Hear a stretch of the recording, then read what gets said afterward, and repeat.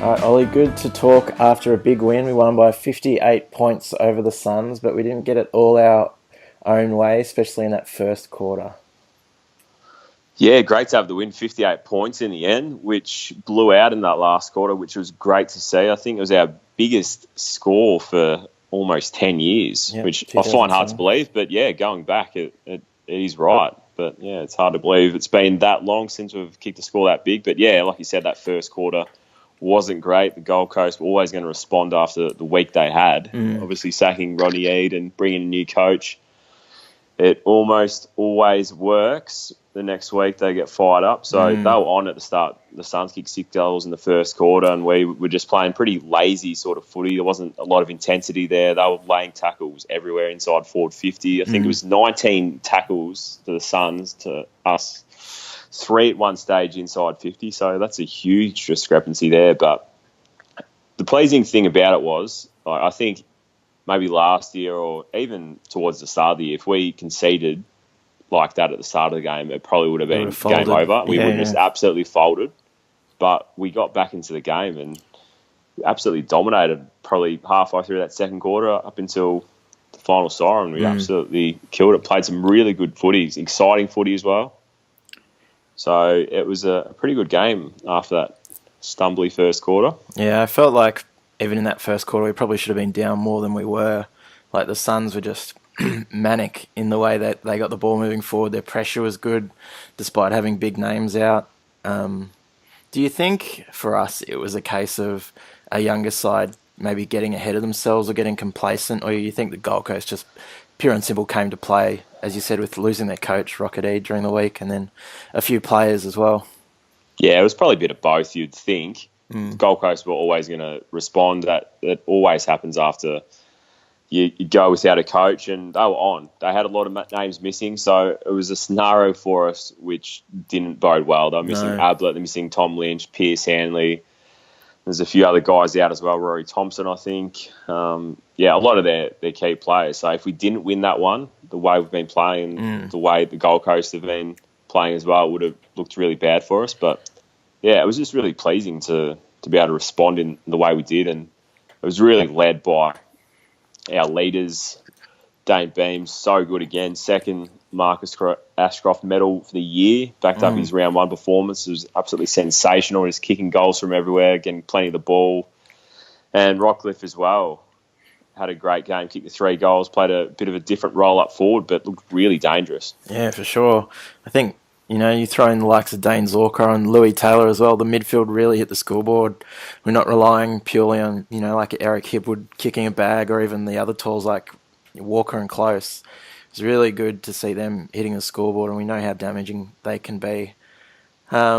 Just on the Suns before we move on, as each day passed in the lead up to the game, they lost another player. Like it started with Tom Lynch and then Ablett and then Hanley close to the end. They almost had nothing to lose on game day, and then for us, we had everything to lose. Like there was an expectation to win. There's probably a situation, the last place team in the competition wouldn't have found themselves in too often. But yeah, as you said, we dealt with it eventually, like the slow start. But over the last 3 quarters, I think we kicked 18 or 19 goals and played some really impressive footy. Like, fair enough, Gold Coast are missing a few numbers, but we can only do what we can control, and we did it pretty emphatically in the end, 10 goals. Oh, absolutely. You couldn't have asked for much more than that at the start of the game to win by 10 goals. Biggest win for the year, and we looked really good. And there's just light at the end of the tunnel now when you deliver those sort of performances. And we were talking off air about our performances since the bye. It's just been so pleasing. Fagan's talked about it a bit before as well. And we've been right up there, which is pleasing to see. And you could see it was probably just going back to the Josh Shackey re-signing. I think there was just that weight lifted off everyone at the club, and we've just played some really free-flowing footy since then. We've had the odd bad game, but we've mostly been really competitive. I think the Geelong game was really poor. Yeah. But Geelong were up and about at that point, and obviously a good side with some great players. But yeah, I think the performances have been really solid, and there's a lot of momentum to take into next season now, which we haven't had for a very, very long time. No, the signs are definitely positive, and I think at the back end of some seasons we've had we have finished the season strongly. Like, we've avoided the spoon in every year, and there's almost always been that sense of, take some form into next year, but it hasn't really transitioned. Where I think, as you said before, this is the year it feels like we've finally got it right, and you can actually see that the signs are really promising, and we can build on this, and we'll move forward, and hopefully, move away from the foot end of the ladder and progress up. I think in previous years, there has been a bit of positivity around, but it's usually just been the one-off game. Yeah. I think that game in 2015, we beat the Bulldogs in the last game of the season. Yeah. They didn't really have a lot to play for going into finals. I don't think they could really move either way, but we had a really good win that day, but it was sort of just a one-off. It's been building for a while. I think that consistency there that we haven't come and spoken about on the show. We're just like, that was just absolutely dreadful. It's been a long time since we've said that was just a really poor performance. I think it may be the West Coast one as well, but you go over to West Coast with a young side and it's away from home, notorious flat track bullies, and they're always going to beat most sides over there. So there's some really positive signs. We've got a few more stats to talk about in terms of our improvement over the year, but we'll just stick back to the game on the weekend, and we might give our 3-2-1s. We did mention a few candidates before. We'll start with the 3. I think it was pretty clear who got the 3. Oh, yeah, Dayne Beams for sure. 4 goals. The judges got that one perfect. I agree so with you. He was absolutely outstanding, and just those goals he kicked, he's just so dangerous when he gets within range, and he's just a really great leader out there. I think he's probably gone to, he was obviously an absolute star at Collingwood as well, but I think he's gone to even higher level at times this year, probably similar to what Gary Ablett was doing early in his days at the Gold Coast, just becoming even more dominant player. But and I mean, he's sort of got one arm as well at the moment. Like, the shoulder's obviously still a concern, so who knows what we could get out of a fully fit Dayne Beams, hopefully next year, but there's no doubt that he's playing terrific footy at the moment. 2, I think I might have gone a bit different to you, so who would you have gone for a 2? I think probably Louis Taylor. Oh, okay. I'm on the same page. Yep. On the same page, yeah. No, he was outstanding. 2 goals, and he got to a stage where I was just like, wow, he's had a really good game, but it wasn't some of the flashy things he'd always do, but he just really worked himself into the game well, finished off with 25 possessions, and had a really big impact on the game. He's having a really good season as well, Louis. Like, someone that flies under the radar to some extent, but in terms of us as a club and our fans, I think we all know, and we're all proud of how well he's played this year. Like, he's been such an offensive weapon for us and involved in almost, all of our scoring chains. He's just, not only recaptured the Rising Star winning form, but gone up above and beyond to be a really important player for us. Yeah, he had the flat spot there after winning the Rising Star, and there's obviously a few contributing factors there, but he's really gone to another level now, and you see that with a few guys this year under Chris Fagan. I think just a bit of different coaching and more professional environment now. I think some of these guys have always had the talent. It's just a matter of harnessing in the right direction. There's definitely a lot of players that you could nominate as improvers under Chris Fagan. We'll move on to our 1 voter now. I'm tipping we'll be on the same page again for this one. But go ahead. I'm going to go Rockcliffe. Yeah. So he got the 3 goals, 24 possessions, looked super dangerous up forward. So I think they're probably onto a winner there. Just if he's resting, don't put him to the bench, get him up forward. He has been struggling with a bit of an injury and everything like that. But, he started off as a junior. He played a lot of his junior footy up forward, and he's obviously gone on to be an amazing midfielder, but he can take a great grab, knows where the goals are. He's a really good set shot. Yeah, as you said, he just knows where the goals are, doesn't he? It's just that left foot snap, he was sort of off balance and threw it on his body and somehow just went through.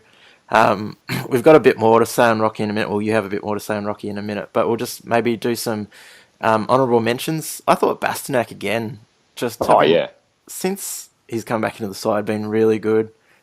Josh Walker has that sort of Yeah, breakout kick, breaking the packs. Rich as well, pretty yeah, good. And yeah, obviously Harris Andrews is a sort of mainstay in defence, was solid again. yeah. I thought Steph Martin had a really good game. Yeah, sorry, Steph was pretty good too. Um, Moving back to Rocky, it was well documented in the game.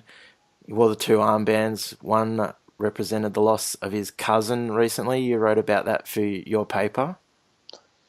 Yeah, so in my day job, I'm sports editor at the Shepparton News, and yeah, when Rocky spoke after the game, obviously very emotional and kissed the armband after all of his goals and pointed to the sky. So it was a really tough week for him, and yeah, he lost his cousin who grew up around Shepparton, went to school, high school in Shepparton, and yeah, was a very, very popular person in the community here, but yeah, sadly died in he was travelling around and just, yeah, tragic circumstances over there. So, yeah, Rocky, incredible to go out there because he was distraught after the game when speaking on Fox Footy and really hard. He posted a picture on Instagram after the game as well. So, yeah, amazing effort to get up and play as well as he did.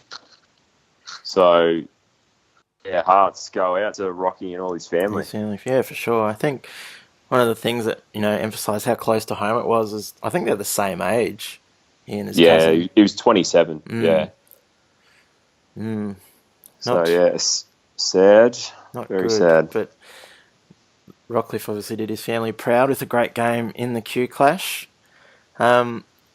Moving on from that, we thought we'd talk about, there's a few stats flying around that sort of emphasise our improvement. Not only this year, but as the year's gone on as well. Like, a good example of that is the quarters won stat. Last year we finished with 17 quarter victories for the season. This year with 2 games to go, we're already up to 26. So, huge signs of improvement there. Massive. The others, pure and simple, is just the double-up games that we've had this year. You can see from the first time we played a team to the second that there's been visible improvement. Obviously, round 1, we beat the Suns by a point. Then we won by 58 on the weekend. Essendon, we lost by 27 the first time, and then we beat them by 8 points. Port, we lost by 83 at the Gabba, then lost by 40 in Adelaide. The Bullies, we lost by 32 in Victoria, and then lost by 14 at the Gabba. Richmond lost by 52 at home, and then only by 31 away. So just out of that sample size, yeah, you can see the team's obviously improving on the run and throughout the year, and definitely pleasing signs for us fans. Oh, really pleasing signs. And yeah, it's good that the stats can actually back up what we've seen and what we've thought, because yeah, there was a period there where I think we would have gone, 9-10 games without a win, something along those lines. So it was looking pretty grim for a while, and there was all that speculation around Shaki. Will he stay? Will he go? Everyone outside the club thought he would go. Yeah, and one of the main narratives about us was, priority pick, and it was like, around 9 or 10 when we were talking about that. So definitely been an impressive second half of the season. It has, and we're a huge possibility to avoid the spoon now. Yeah, well, so we've got North Melbourne in the last game, and if North Melbourne don't win this coming weekend, that's the game probably, unless we beat Melbourne as well. That's the game that could decide the spoon. Yeah, it's an interesting one. We have the same amount of victories as Carlton and North, so there's a bit of a 3-way race for the spoon. It's funny that it could come down to that game, the last game of the season. But yeah, I think I'm pretty confident that we should avoid that one. I think Carlton play Hawthorn and Sydney, so their percentage even as well could take a bit of a battering. Absolutely. And then North they've got St Kilda I think this weekend, and then us next weekend. So get to the Gabba for that last game. Could be a cracker. The other one that you sort of touched on, the other stat, that you touched on earlier, was our record since the bye. So the ladder since round 12 would have us 13th overall, and that's above Collingwood, Gold Coast, Carlton, Freo and North. And the most interesting thing about the ladder since that time is our points per game would actually be fourth overall in the entire AFL, which shows that, and we're not working with a huge amount of inside 50s, but when we get it in there, we know how to kick a score. Yeah, we do. That's a really pleasing aspect because that has been, ever since Jono Brown retired, it's just always been who's going to kick our goals, where are they coming from. But yeah, it's been a lot better since the bye, but we've got better points for than Carlton, Gold Coast, Freo, and Hawthorn as well. And we're not too far off St Kilda. And actually, I've just looked and we've got a better points for than the Bulldogs, which is extraordinary. So that is outstanding by us and shows how far we've come. And only saw on the weekend like how many options we do have up forward now. You've got the midfielders kicking bags of goals. You've got Hipwood, Louis Taylor. Just so many options that just haven't been there in previous years. One of the other individuals actually we didn't talk about was Jake Barrett, and I thought it was really good for him to get a few goals. Like I think he finished with 3. He's been sort of someone that's been a bit maligned at times, someone that gets thrown around in terms of, dropping them when you talk about match committee. But for him to have a bit of a little day out, I guess, was really pleasing because he does that sort of forward pressure role that doesn't get a lot of acknowledgement at times. So for him to come away with some reward for effort was pleasing, I thought, as well. Oh, yeah. Absolutely. Really good. We'll look ahead to the game this weekend against the D's. I'm a bit more optimistic than you are, but I don't think we're without a chance against Melbourne at the MCG in just our second MCG appearance this year, as you worked out before. Yeah, the previous one was against Collingwood, so we're well beaten that day, but there were some promising signs there. Collingwood actually played okay that day, despite their record this year, and Hipwood had a pretty good game that day, kicked an absolute ripping goal, and Beams, Zorko were just total standouts that day. I was there, and it was them leading from the front and not much else, but we've improved a lot since then, and I think, Melbourne, it's going to be an interesting one because they're on the cusp of the first finals appearance in 11 years. And I know, even though they won yesterday, a lot of supporters are pretty pessimistic heading into the last 2 rounds. They've been through so many rough years. Well, that's true. And they're thinking, okay, we've beaten St Kilda. We should make finals now. The draw's opened up. But traditionally, we've fallen over in a game like this.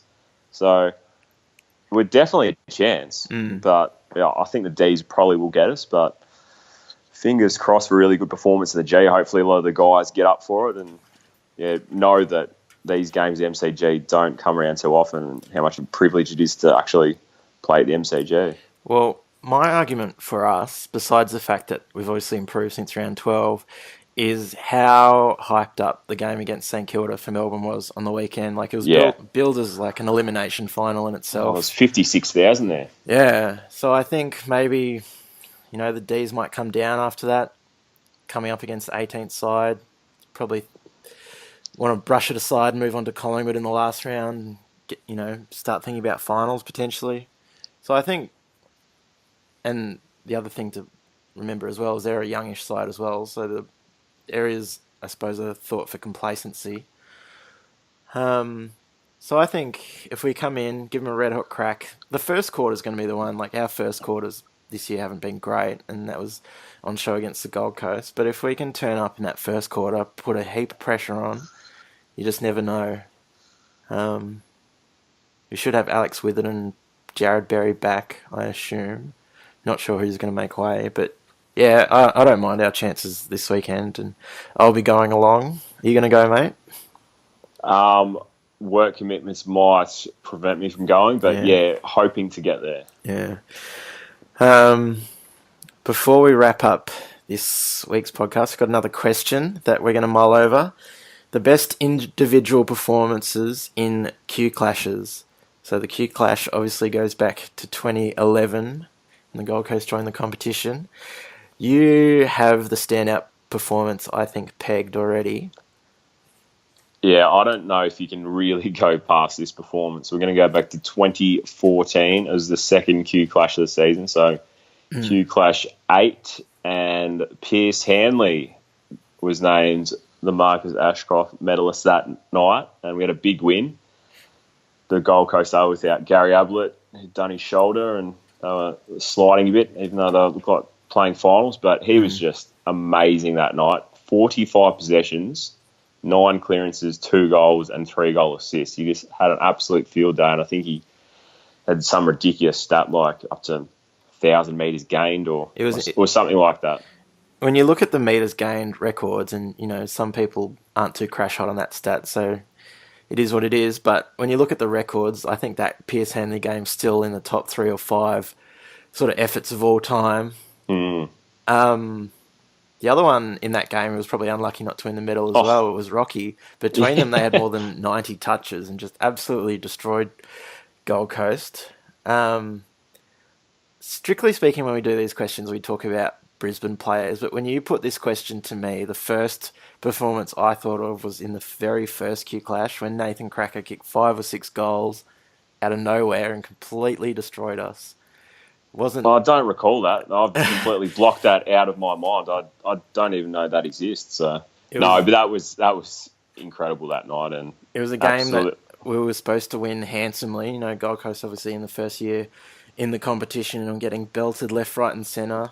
I think it might have been their first ever win, maybe. It was their second win. They beat Port Adelaide maybe a week or two before that. So that was their second win. But yeah, there's no way we're supposed to actually lose that. No. But in hindsight, it was pretty good for the rivalry, really, because it would have been easy for us to belt them the first few years. But for them to get that upset win was good for the rivalry. But, geez, that was a very, very ordinary night in our history.